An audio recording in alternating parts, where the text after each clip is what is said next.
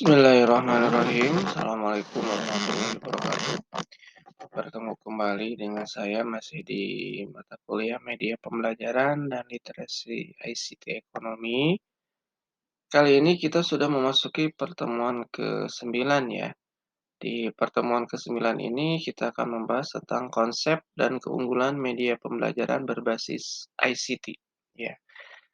Nah, menurut Kingning di sini mengartikan bahwa media itu sebagai berbagai jenis komponen dalam lingkungan siswa yang dapat merangsang siswa untuk belajar, ya. Jadi komponen media itu biasanya banyak, ya berbagai jenis, dan tujuannya untuk merangsang siswa untuk mau belajar atau motivasi untuk belajar. Selanjutnya menurut Nea, memberikan batasan media sebagai bentuk-bentuk komunikasi baik tercetak, audiovisual, serta peralatannya. Nah, ini lebih kepada macam-macam media mungkin ya, atau bentuk-bentuk media itu banyak macamnya. Lalu BRICS ini memberikan konsep atau pengertian tentang media ini adalah segala alat fisik yang dapat menyajikan pesan serta merangsang siswa untuk belajar. Ya. Jadi dari ketiga pengertian ini tentang konsep media pembelajaran sebetulnya hampir sama ya garis besarnya. Oke, berikutnya keuntungan yang diperoleh ya ketika kita melakukan pembelajaran dengan menggunakan media pembelajaran berbasis ICT atau menggunakan komputer, yaitu yang pertama, memberi kesempatan kepada peserta didik untuk memecahkan masalah secara individual, gitu ya. Ini biasanya dengan media yang ditampilkan, peserta didik bisa memecahkan masalah secara individu, gitu ya, karena mengamati sendiri, gitu kan. Yang kedua, menyediakan presentasi yang menarik, ya, dan animasi. Nah, ini salah satu keunggulan dari penggunaan media, terutama mungkin yang berbasis komputer, berbasis digital gitu ya. Dan yang ketiga, menyediakan pilihan isi pembelajaran yang banyak dan beragam. Ya, jadi penggunaan media biasanya memberikan pilihan gitu ya dalam memberikan materi pembelajaran ya dengan cara seperti apa gitu ya penyajiannya. Yang keempat, mampu membangkitkan motivasi dalam belajar. Biasanya dengan menggunakan media pembelajaran karena bervariasi biasanya media pembelajaran itu tidak harus selalu menggunakan komputer atau laptop atau proyektor saja, misalkan ya bisa menggunakan media pembelajaran yang lain. Ini salah satu tujuannya adalah supaya siswa bangkit motivasinya gitu ya dalam belajar karena bervariasinya media pembelajaran tadi gitu ya. Yang kelima, mampu mengaktifkan dan menstimulasi metode mengajar yang baik. Ini harapannya ya. Jadi dengan media pembelajaran digital berbasis ICT, mudah-mudahan siswa dapat lebih aktif ya, dapat menstimulus juga metode mengajar yang jauh lebih baik dari gurunya gitu ya. Yang keenam, meningkatkan pengembangan pemahaman peserta didik terhadap materi yang disajikan. Diharapkan dengan tampilan media pembelajaran itu peserta didik dapat lebih memahami materi pembelajaran yang disampaikan gurunya gitu ya. Jadi lebih mudah memahami itu harapannya. Yang ketujuh, merangsang ya peserta didik belajar dengan penuh semangat, materi yang disajikan mudah dipahami oleh peserta didik ya. Nah, biasanya dengan penggunaan media pembelajaran itu salah satu keuntungannya siswa terangsang ya untuk mau belajar gitu ya.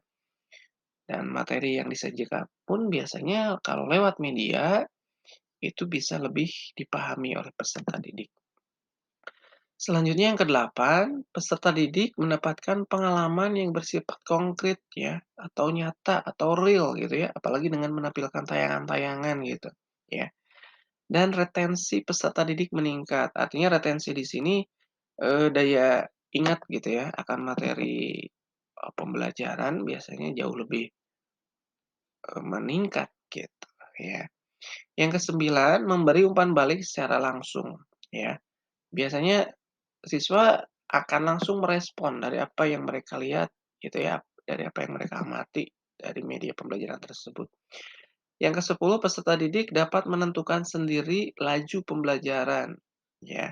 Artinya dengan penggunaan media ini bisa diulang-ulang gitu kan, sehingga peserta didik yang merasa lambat, ya tidak memahami, sepertinya bisa, diulang gitu ya, tentang apa yang mereka lihat, apa yang mereka amati. Yang ke-11, peserta didik dapat melakukan evaluasi diri. Ya, itulah beberapa keuntungan dari penggunaan media pembelajaran berbasis ICT ini, ya. Selanjutnya prosedur pengembangan media pembelajaran yang berbasis ICT. Bagaimana prosedurnya? Nah, tahapannya yang pertama itu disusun rancangannya, gitu ya. Seperti saya nih sekarang melakukan pembelajaran berbasis, ICT, ya. Ini sebelumnya saya rancang dulu, materinya apa dulu, gitu ya. Makanya di pertemuan pertama itu ada garis-garis besar program perkuliahan dari pertemuan pertama sampai ke-16, kita mau ngapain aja gitu. Nah, itulah sebuah rancangan. Sesudah rancangannya terbentuk, maka ada penulisan naskah. Saya memasukkan materi-materi sesuai rancangan tadi, seperti yang sekarang ini ditampilkan gitu ya. Lalu setelah itu diproduksilah media tersebut. Saya melakukan rekaman dulu ini ya sebelum saya upload di YouTube, seperti itu ya. Dan setelahnya saya memberikan evaluasi program media ya. Bagaimana proses evaluasi program media? Nah, ini setelah slide ini mungkin kita akan bahas ya tentang evaluasi program media. Nah, penyusunan dan pembuatan media pembelajaran multimedia ini tidak lepas dari tujuan pembelajaran dan karakteristik siswa, ya. Saya nggak mungkin, melakukan, proses, atau prosedur pengembangan media ini untuk siswa tingkat sekolah dasar misalkan, atau SMP pun mungkin beberapa masih belum memahami gitu ya. Kalau proses pembelajarannya lewat online seperti ini, lewat YouTube seperti ini gitu ya. Jadi ini disesuaikan dengan karakteristik siswa ya dan tujuan pembelajarannya. Kalau mahasiswa mungkin sudah mampu ya untuk lewat, media digital, lewat YouTube seperti ini. Tapi kalau untuk siswa-siswa sekolah dasar mungkin masih ada yang belum memahami, masih belum ada yang, mampu gitu ya untuk mengakses, media pembelajaran di, lewat YouTube ini misalkan ya, seperti itu. Oke, selanjutnya prosedur evaluasi media pembelajaran ada 3 tahapan ya dalam prosedur evaluasi media pembelajaran ini. Yang pertama, satu lawan satu atau one to one. Yang kedua, evaluasi kelompok kecil, small group evaluation, dan evaluasi lapangan yang ketiga ya, atau field evaluation. Yang pertama, evaluasi satu lawan satu di sini langkah yang pertama menjelaskan kepada siswa bahwa Anda sedang merancang suatu media baru dan ingin mengetahui bagaimana reaksi mereka terhadap media yang Anda buat, ya. Misalkan Anda membuat, media pembelajaran lewat aplikasi YouTube seperti ini, gitu ya. Lalu yang kedua, katakan kepada mereka bahwa apabila nanti mereka berbuat salah, bukanlah karena kekurangan mereka, tetapi karena kekurangsempurnaan media tersebut, sehingga perlu diperbaiki. Nah, itu harus ditekankan ya. Karena ini kan sifatnya satu lawan satu, media dengan siswa. Jangan sampai siswa merasa ketika dia tidak berhasil, "Oh ini salah saya," gitu ya. Tapi katakan kepada mereka, meskipun itu salah siswa, tapi ini lebih kepada kekurangsempurnaan dari media yang ditampilkan, gitu ya. Sehingga siswa tetap semangat untuk belajar. Yang ketiga, usahakan mereka bersikap rileks ya, dalam mengemukakan pendapatnya tentang media tersebut. Yang keempat, berikan tes awal untuk mengetahui bagaimana kemampuan dan pengetahuan siswa terhadap topik yang dimediakan. Misalkan saya memberikan materi dulu kepada garis besar program perkuliahan yang tadi, diberikan kepada Anda ya, topiknya tentang apa.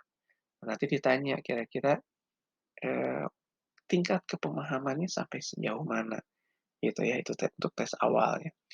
Lalu yang kelima, sajikan media dan catat berapa lama waktu yang Anda butuhkan atau dibutuhkan siswa untuk menyajikan atau mempelajari media tersebut. Seperti sekarang kan ini sesudah saya rekam, saya upload kepada Anda, saya berikan waktu misalkan Ya 1 hari misalkan ya seperti itu untuk dipelajari lalu nanti diberikan, tes akhir ya atau post-test seperti itu ya. Nah ini langkah yang keenam, berikan tes yang mengukur keberhasilan media tersebut. Ya tingkat pemahamannya seperti apa gitu ya. Nah yang ketujuh analisis informasi yang terkumpul. Nanti dari situ bisa terlihat media yang saya berikan ini dampaknya seperti apa, keberhasilannya seperti apa, tingkat pemahaman Anda misalkannya sebagai siswa atau mahasiswa seperti apa, gitu ya. Itu sebagai alat evaluasi untuk perbaikan di penyajian pertemuan materi berikutnya, gitu ya. Nah, yang kedua, ini ada evaluasi kelompok kecil. Langkah yang pertama, jelaskan bahwa media tersebut pada tahap formatif dan memerlukan umpan balik untuk menyempurnakannya. Ya, ini hampir sama dengan langkah yang atau evaluasi yang pertama tadi. Yang kedua, berikan tes awal atau pretest ya masih, ini diberikan tes untuk mengukur kemampuan dan pengetahuan siswa tentang topik yang dimediakan, ya.